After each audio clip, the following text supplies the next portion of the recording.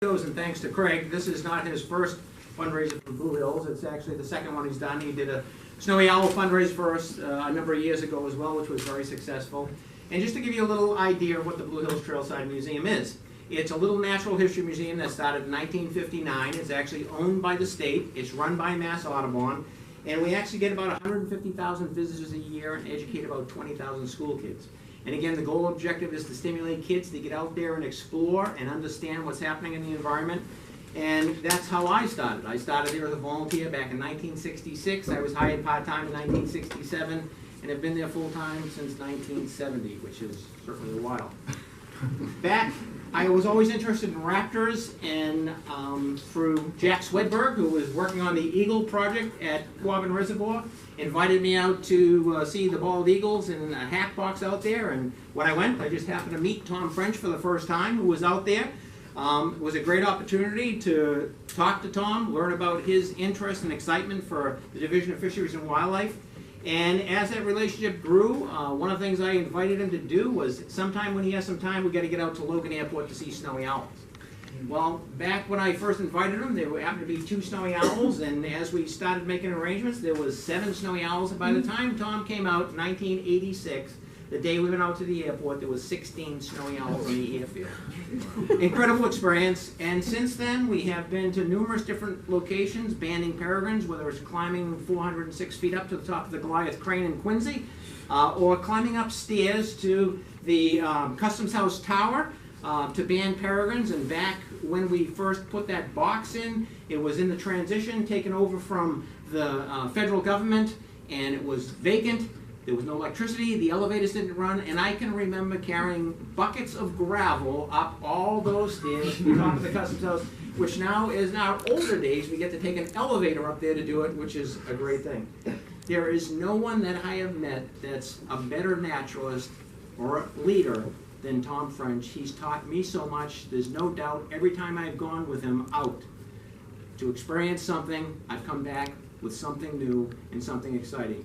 In Massachusetts, we're so fortunate to have someone in his role running the Assistant Director of Non-Game and Endangered Species Program is Tom French.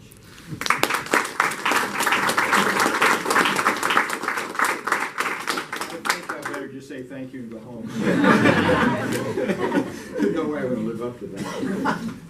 First of all, I am blown away by the photography here. I used to think I was a nature photographer with my 400 millimeter Minolta lens and my small camera book in the slide days.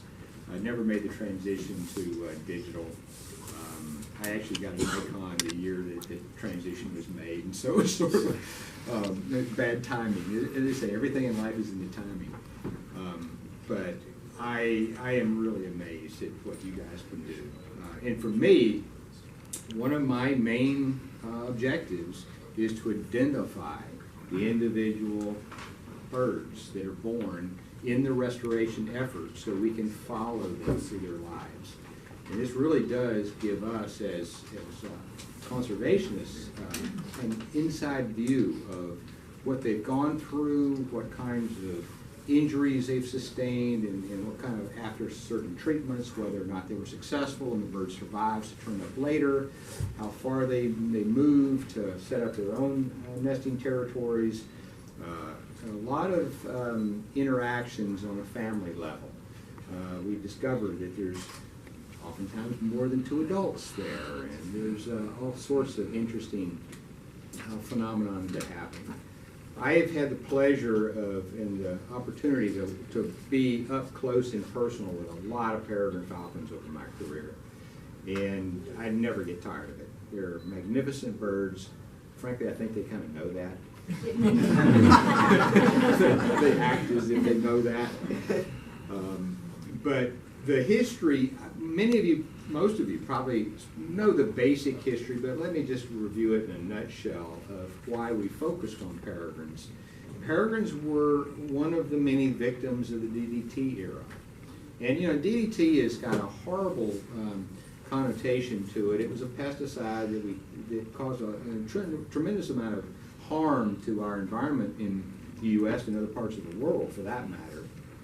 But it was, you know, the advancement of science that helped create a chemical that would kill insects that were pests to our crops and help us feed people. It was the invention of DDT was for good reasons. It was a positive thing, especially around the period of the Second World War. And it worked very well, but it worked too well. It didn't decompose in the environment, so it stayed in the food web and worked its way up the food chain. And so it was the primary cause for the crash of not only our peregrine falcons and our bald eagles, but Indiana bats and brown pelicans, and was even documented in the tissues of penguins in the South Pole. So it had the ability to move around within the food chain. And it was an exception to the rule. In general, the reason our animals and plants become rare, the main cause of endangerment is loss of habitat. And that remains true today. That's the primary cause of endangerment of our natural resources, our plants and our animals, loss of habitat. And it is wrapped up with impacts of invasive species. Phragmites and purple loosestrife alter the habitat, so it's no longer appropriate for soar rails or other species to be using. So with peregrines, it hit them quickly. Massachusetts was the location where our state ornithologist Archie Hager first made notes on the impacts of DDT. He had a blind set up at a cliff, Lighthouse Hill, on the west side of the Prescott Peninsula in what's now the Quabbin Reservoir. And the year the Quabbin filled was 1946, I believe. And that year, he'd been watching from a blind on the cliff. He noted that the eggs, I found the eggs broken for no known reason. And the reason was the eggshells were thin from DDT. And that was the first evidence, the first hint of something going on. And if you go to the Boston Museum of Science on the Charles River, they have a skin collection, a research collection of birds and mammals and insects in the off-scene, behind the scenes, off exhibit. And if you open up, they have about a dozen adult peregrine falcons, every one of which is missing the central tail feather, because that was the group of birds, the falcons, that was used to actually look for and confirm the byproducts of DDT. So we played a lot here in Massachusetts. Interestingly, though, we were one of the last states to allow the legal use of DDT to kill bats. It was a tracking powder deliberately used by homeowners to put where bats go in and out, and they get it on their feet, they lick it off, and it kills them. So it wasn't until the mid-1970s, well after the law had prohibited the future continued production of DDT, that we finally banned it. But by 1966, there were no nesting peregrine falcons in the United States east of the Mississippi River. They were gone completely. And so we went for about, since the 1952, when we had our last successful nest in Massachusetts, with no peregrines whatsoever. And so peregrines they were considered spectacular, even back in the 30s and the 40s and the 50s. So that was a great loss. So there was a lot of effort to bring them back. Mass Audubon tried, the Peregrine Fund, the organization that's right there.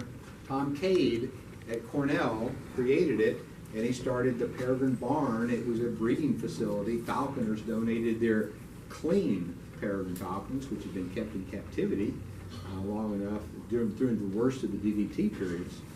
That's where we got our young birds to release. And so when my program was established, the Natural Heritage and Endangered Species Program, that's that income tax checkoff you have, well, that was started in 1984, and our very first project we undertook was try to restore peregrine falcons. I'd been at Cornell, I knew Tom Cade, and so I came here and thought, okay, what can we do? And you know, oftentimes it's who you know. I called Tom and said, what do you think of us trying to release young peregrines in Massachusetts? He said, well, don't try Mount Tom, because we already did that and the owls ate them. It's the expensive way to feed great horned owls. And so he was doing, he said, but we've been thinking about cities. There are no great horned owls in downtown cities. So if you do it in Boston, that might work. And so that's what we did. We released them on the McCormick Post Office and Courthouse building in downtown Boston, which is right next door to the Custom House. And we only released 6 birds the first year and 6 birds the second year. And within the first day of flight, 3 were dead in each of the years. So we only had 6 total survivors. And one of those male birds hung around and stayed in Boston. And Peregrine was so rare back then, he met up with a female from Toronto, Ontario, 600 miles away. And that was our first nest. So 31 years ago, we got peregrines back. And since then, our birds have gone all over. Our second nest, by the way, was the Monarch Place building in downtown Springfield. Again, the female was from Toronto, Ontario. I was doing interviews with the Canadian Broadcast Radio because Toronto had no success except for Massachusetts. The three birds they had were their 2 females down here in Massachusetts. They couldn't quite figure out why that was either. But after that, it was really, really slow because they were so scarce. Today, they're so common. Our closest movement from where a bird was hatched and raised to where it nested was from the Custom House to the Tobin Bridge. It's like 2 miles, maybe. And we did crazy things back in the early days. Our very first nest in the Monarch Place building was our very first one on camera. Continental Cablevision, and the technology was very crude. They had an office, they had a studio about 2 blocks away. They hardwired from their studio down the utility poles on the street into the Monarch Place building, up 25 stories and into a camera on a tripod, hardwire the whole way, and had the Falcon channel. It was one of these public access channels that was being underused. And the Falcon channel became 24 hours a day, no artificial light, so when the sun went down, you couldn't see anything. But it came back up, they had 200,000 viewers. Wow. It was a remarkable response. And this was before Nest cameras were really common. And so the thing we hadn't even contemplated